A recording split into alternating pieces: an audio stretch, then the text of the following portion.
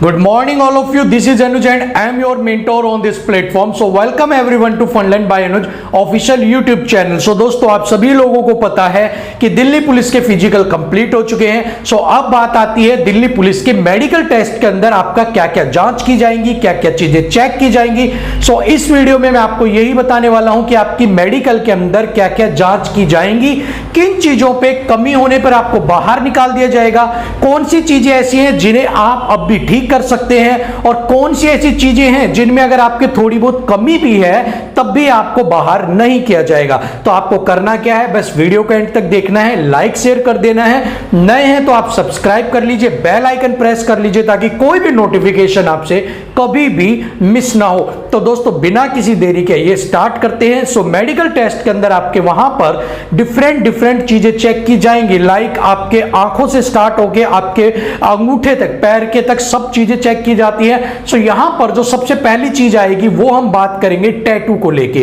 ठीक है, मोस्टली सवाल आपका यही आता है कि सर टैटू के बारे में बताइए. तो देखिए, एज पर नोटिफिकेशन अगर आपके हाथ पर कोई रिलीजियस सिंबल है, अगर आपके पास ओम बना हुआ है, अल्लाह लिखा हुआ है, क्रॉस बना हुआ है, वाहिगुरु लिखा हुआ है, जो भी आपके धर्म का आपके अगर कोई रिलीजियस सिंबल बना हुआ है तो रिलीजियस सिंबल आपके अलाउड किए जाते हैं एज पर the medical of the army. जैसा कि आर्मी में अलाउ किया जाता है वैसे ही अगर आपके ओम लिखा हुआ है या कोई और धार्मिक सिंबल है वो आपका अलाउ कर दिया जाएगा. किसके अंदर? टैटू के अंदर. ठीक है, दूसरी बात है, अगर टैटू में अगर धार्मिक सिंबल के अलावा कोई और चीज का टैटू है, फॉर एग्जाम्पल लाइक आपके पास नाम लिखा हुआ है या कुछ और चीज है, तो क्या वो अलाउड किया जाएगा? तो देखिए, अगर आपका नाम लिखा हुआ है और वो नाम आपके लेफ्ट हैंड के ऊपर लिखा हुआ है और अंदर की तरफ लिखा हुआ है तो आपको एक चांस है कि वो वहां पर आपका अलाउ कर देंगे. ठीक है, कंडीशन क्या है? लेफ्ट हैंड होना चाहिए और अंदर की तरफ होना चाहिए, बाहर की तरफ नहीं होना चाहिए. अगर यहां पर अंदर की तरफ अगर आपके लिखा हुआ है और लेफ्ट हैंड पर है तो आपका चल जाएगा, नाम लिखा हुआ है तो. ठीक है, अब दूसरी बात, चाहे वो नाम हो या किसी और तरह का आपका पास टैटू हो, अगर वो राइट हैंड पर है, आपके सैल्यूटिंग हैंड के ऊपर है, वो किसी भी कंडीशन के अंदर मान्य नहीं होगा. सो राइट हैंड के ऊपर टैटू आपका नहीं माना जाएगा. ठीक है, इतनी बात समझ में आ गई. दूसरी बात, अगर नाम नहीं है, अगर ओम नहीं बना हुआ, कोई शेर का, चीते का, बाज का, कुछ मां लिखवा रखा है, किसी ने पापा, किसी ने अपनी वाइफ का नाम लिखवा रखा है, जो भी अगर आपने करवा रखा है तो क्या वो अलाउड किया जाएगा?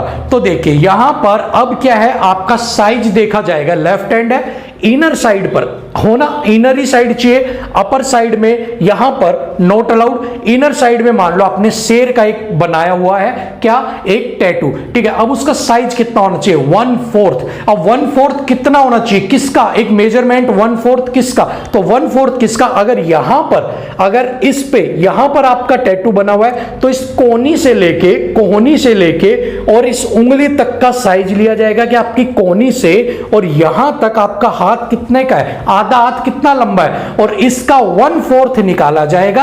अगर वो टैटू 1/4 है तो आपको अलाउड कर देंगे. सेम बात अगर आपके डोले पे बनी हुई है. ठीक है, अगर आपने वो भी इनर साइड, अगर यहां पर आपने बनाया हुआ है इनर साइड में और इधर पे आपका अगर टैटू है, उसका साइज कहां से लेंगे? यहां से, इस जगह से और यहां तक, हाथ के टिप तक, पूरे हाथ को नापा जाएगा. इसका 1/4 निकाल के यहां पर देखा जाएगा क्या डोले के ऊपर आपका जो है वो 1/4 है. अगर 1/4 है तो आपका अलाउड कर दिया जाएगा. ठीक है, टैटू के सारे डाउट क्लियर हो गए. अब बात कर लेते हैं आईज के बारे में, आंखों के बारे में. ठीक है, तो अब आंखें में क्या होना चाहिए? सबसे पहले तो आपके स्क्विंट आइज नहीं होना चाहिए. ठीक है, स्क्विंट आइज मतलब बहंगापन नहीं होना चाहिए, आपका फोकस होना चाहिए. अब बहुत से लोग कहेंगे स्क्विंट आइज में क्या दिक्कत आएगी? स्क्विंट आइज में दिक्कत ये आती है, अगर आपकी स्क्विंट आइज ज्यादा है और अगर आपको कभी शूटिंग रेंज पर जाना है, शूट करना है, तो वहां पर आपको फोकस करने पर कई बार दिक्कत होती है. इसलिए पहली कंडीशन है, स्क्विंट आइज आपके नहीं होना चाहिए.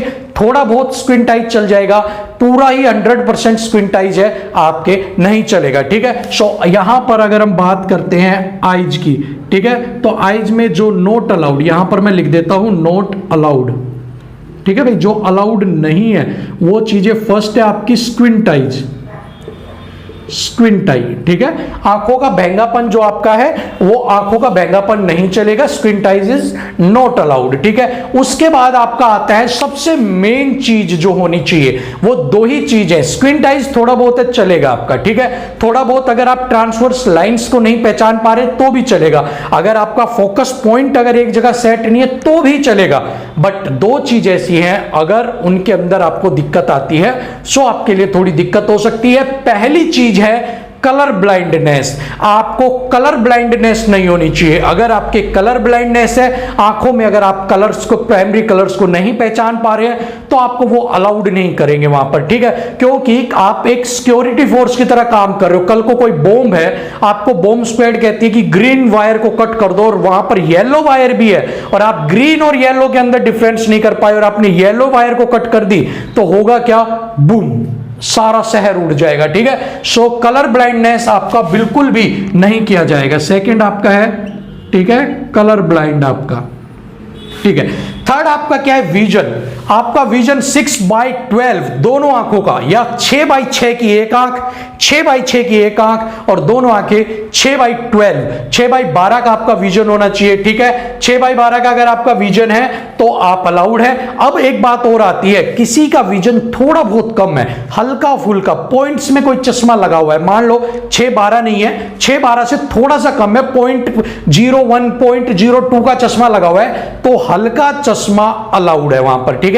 मेडिकल में हल्का चश्मे पे आपको अलाउड कर देंगे, लेकिन 6/12 के आसपास आपका विजन होना चाहिए। अब आइज से निकलकर एक चीज और सामने आती है, क्या हम लेजर ऑपरेशन करवा सकते हैं? क्या लेजर ऑपरेशन अलाउड है? तो मैं यहां पर आपको बता देता हूं, लेजर ऑपरेशन आपका यहां पर अलाउड है। आप लेजर ऑपरेशन करवा के अपने विजन को ठीक कर सकते हैं। सो लेजर ऑपरेशन 100% अलाउड है। लेजर ऑपरेशन करवाने के बाद आपको बाहर नहीं किया जाएगा, ठीक है। सो ये चीजें आपको पता लगी आईज के बारे में। अब बात कर लेते हैं उसके बाद ईयर्स की। आपके कानों के अंदर क्या प्रॉब्लम हो सकती है?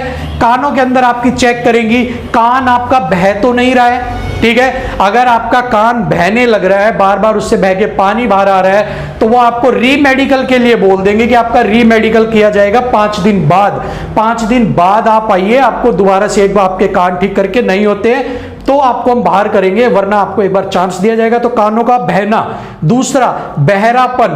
बहरेपन में आपको कुछ सुनाई नहीं दे रहा, चुटकी बजा रहे हैं, आपको सुन ही नहीं रहा कुछ, ठीक है, बहरापन। तीसरा, कान के पर्दे में छेद। अगर आपके कान के पर्दे में छेद है तो भी आपको वो अलाउड नहीं करेंगे। कई बार वो कान उसकी वजह से बहना आ जाता है और सुनने में दिक्कत आती है, इस वजह से कान के पर्दे में छेद नहीं होना चाहिए। चौथी चीज आपको साउंड टेस्टिंग। वो किसी चीज की, चिमटियों की, फोक की, आपको अलग अलग आवाज करेंगे।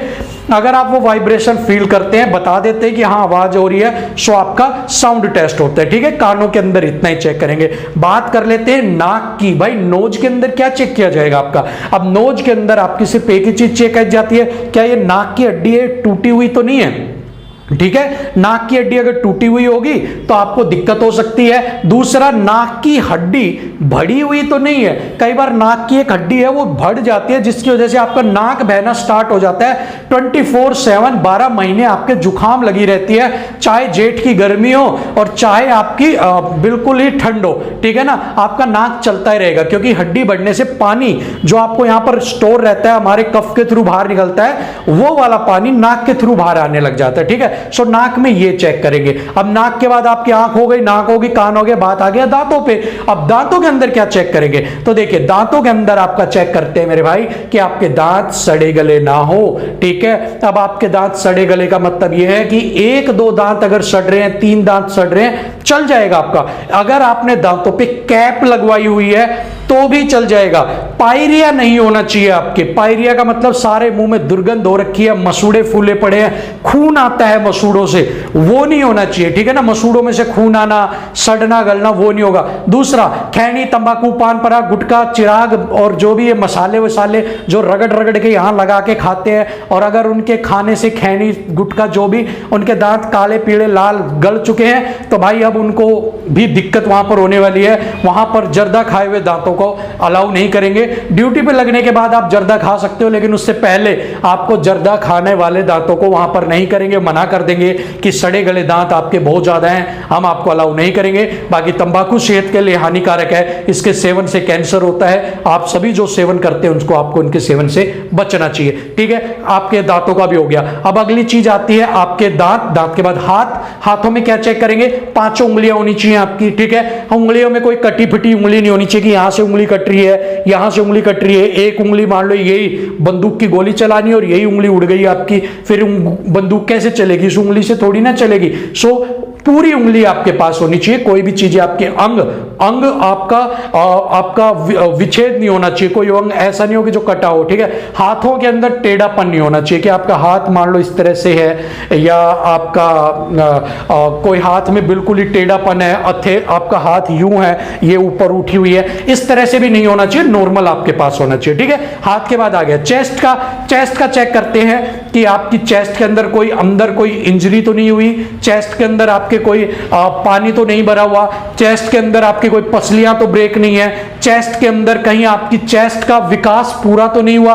कई बार ऐसा होता है कि चेस्ट आपकी पूरी विकसित नहीं हो पाती, सिकुड़ जाती है, वो तो नहीं है। सो ये चीजें आपकी चेक करेंगे चेस्ट में। अब चेस्ट से नीचे आ जाओ, नीचे आने पे आ गया प्राइवेट पार्ट पे। प्राइवेट पार्ट में आपका क्या चेक करते हैं? प्राइवेट पार्ट में अगर हम बात करते हैं बॉयज की या गर्ल्स के, दोनों में पाइल्स का चेक करते हैं। अगर आपके पाइल्स है तो आपको दिक्कत हो सकती है, क्योंकि पाइल्स वहां पर अलाउड नहीं है। पाइल्स का इलाज करवाइए, उसके बाद आप आइएगा।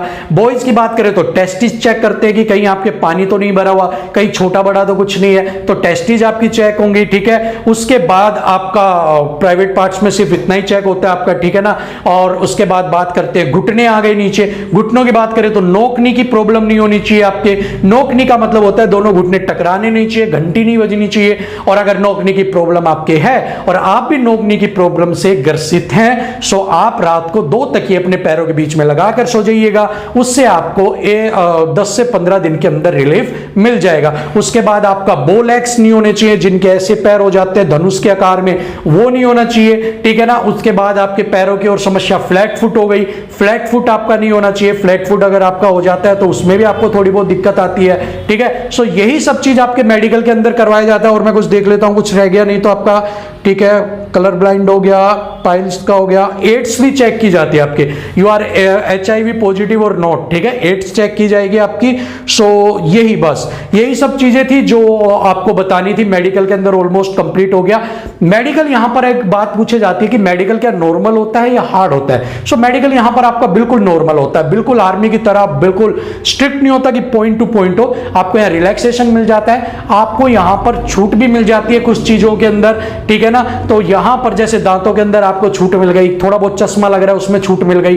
दूसरी सबसे बड़ी बात, ऐसी बीमारी जो आपकी क्योर नहीं की जा सकती, जिसको आप ठीक नहीं कर सकते मेडिकल हिस्ट्री के द्वारा, लाइक कलर ब्लाइंडनेस, जिस कलर ब्लाइंडनेस को आप ठीक नहीं की जा सकती, ये बाय बर्थ होती है और जब आप लकड़ियों में चले जाओगे तभी आपके साथ जाएगी, ठीक है। सो इस बीमारी का कोई इलाज नहीं है, तो उसके लिए आपको बाहर करते हैं। बाकी मेडिकल में आपको बाहर बहुत कम चांस है, वो भी समझते हैं आप पेपर पास करके आए हो, फिजिकल पास करके आए हो, तो आपको मौका मिलना चाहिए, ठीक है ना। सो यही सारी चीजें हैं जो आपकी वहां पर चेक करते हैं। इसके अलावा अगर थोड़ी बहुत कोई कमी भी है, सो आपको जैसे कि आपकी वेन्स, ब्लू कलर की वेन्स दिखती हैं पैर की, कई बार पैरों की खड़ी हो जाती है वेन्स, ठीक है। तो उस तरह की भी कोई प्रॉब्लम हो, थोड़ी बहुत है, वो भी चल जाती है। तो बाकी की जो प्रॉब्लम्स वो मैनेज हो जाती है, ठीक है ना। सो इस तरह की जो मैंने बताई है मोटी मोटी, आपको यही सब चीजें चेक होंगी आपकी। इनके अलावा तो सेकेंडरी है, अगर थोड़ा बहुत है तो भी वो आपको आगे पास कर देंगे, ठीक है ना। सो आज के लिए वीडियो में इतना ही था। होप सो आपके सारे डाउट क्लियर हो गए होंगे। कल की वीडियो आने वाली है कि आपको ट्रेनिंग में कैसे भेजा जाएगा, कहां भेजा जाएगा, ट्रेनिंग के दौरान क्या क्या सुविधाएं दी जाएंगी, पोस्टिंग कहां की जाएंगी, वो कल की वीडियो में आपको बताऊंगा। सो आज के लिए इस वीडियो को एंजॉय कीजिए। आपके अंदर अगर इस तरह से कोई लक्षण दिख रहे तो अगर ठीक कर सकते हो आप उसे ठीक करवा लीजिएगा, ठीक है। सो फिलहाल के लिए इतना ही। Thank you so much video देखने के लिए। लाइक शेयर कर देना, नए हैं तो सब्सक्राइब, बेल आइकन प्रेस कर लेना। धन्यवाद।